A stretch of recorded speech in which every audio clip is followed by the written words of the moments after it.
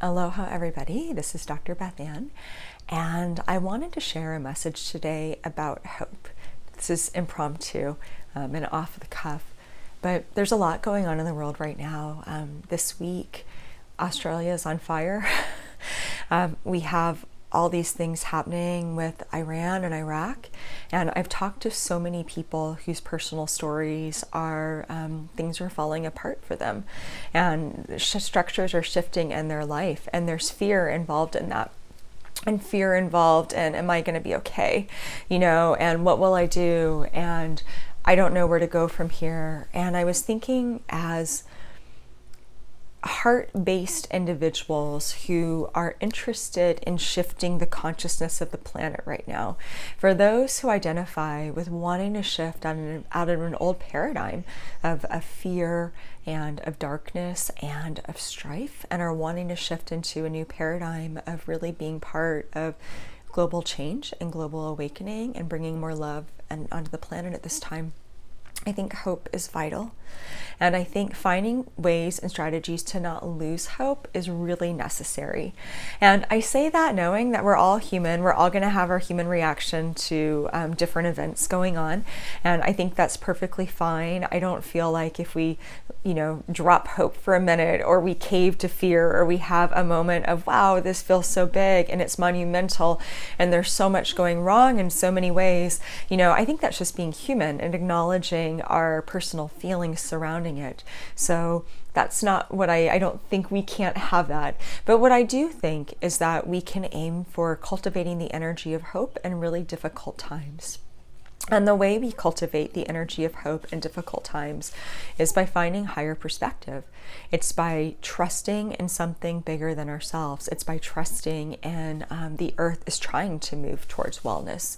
Structures are trying to move towards wellness, and they're going to fall apart in order to be able to create real paradigm shifts where we rebuild strategies and ways of being in humanity that serve love and that serve all.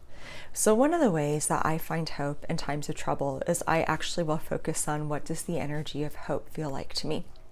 And that's what I'm offering you today. What does the energy of hope feel like to you today? When you think about hope, does a color come to mind? Yellow is coming to my mind right now because it feels so optimistic. Does maybe a vision come to mind? Maybe you see a candle lit. Maybe you see balloons. There's something hopeful about a balloon drifting up into the sky. Maybe you see a newborn baby coming into this world. Does hope have a feeling for you? Or do you feel hope in your body? Does your heart kind of leap? Do you have maybe just a feeling of being settled in your stomach? Do you notice any shifts if you think about hope? If you put your hand on your heart and you just say, what does hope feel like? What do you notice?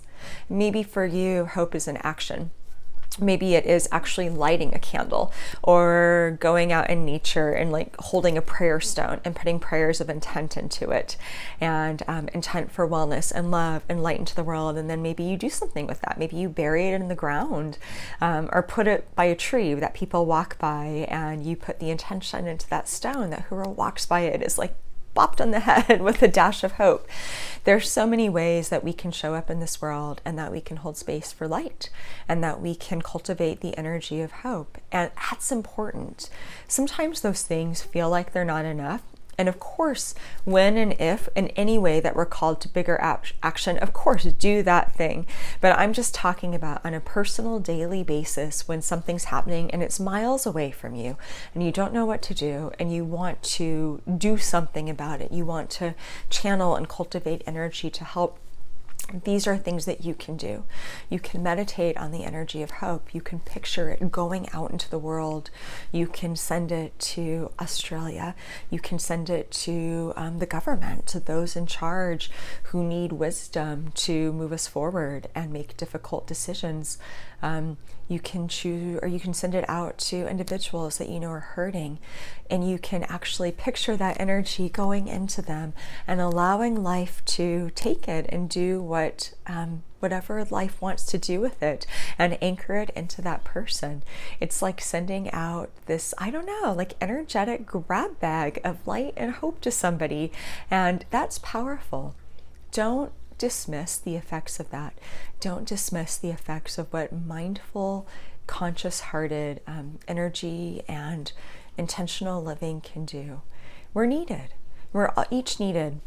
Wherever we're called in our own ways, we're each needed to meditate, to pray, to intention, to act, to donate, to light those candles, to do the prayer stones, to whatever it is that we're called to do. We're all needed, because that creates such a profound effect. And if you doubt that, think about what happens if you walk into like an angry crowd, how that feels. Like, I don't know, maybe you've been to a sporting event or something and half the team's mad that the other one's losing, and you feel it. It affects you. You can feel it. Our body has an electromagnetic field. You can feel that. We radiate energy. And think about the difference when you walk into something that's like really uplifting or inspiring, and what happens when people gather, and they gather for peace. That's why those things are so powerful. So never underestimate the impact that you have and that your heart has at creating energy and sending it out into the world that we need right now. And that's just so incredibly powerful. So I appreciate you listening to this message.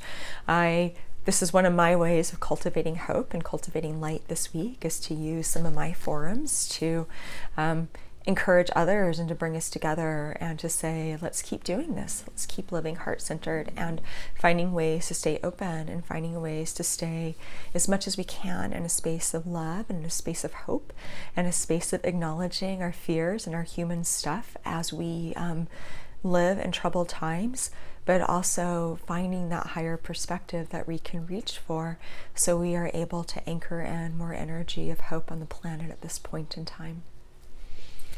Aloha and light to everybody. Much love to you.